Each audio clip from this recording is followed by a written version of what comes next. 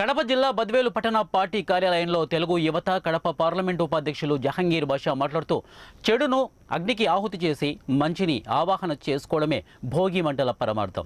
అలాగే రాష్ట్రంలో దుష్ట పాలనను అంతమొందించడానికి వైసీపీ అరాచకత్వాన్ని భోగి మంటల్లో కాల్చి బూడిద చేసి సరికొత్త వేకువకు ఆహ్వానం పలికేలా తెలుగుదేశం జనసేన కూటమి విజయ దుందుభి మోగించాలని మనసారా కోరుకుంటున్నారు. తెలుగు ప్రజలు అందరికీ భోగి కనుమ సంక్రాంతి శుభాకాంక్షలు తెలిపారు ఆయన.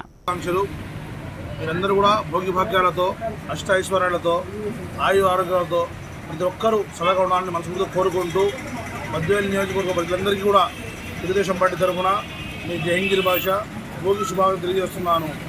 మనం 2024లో ఉన్నాం.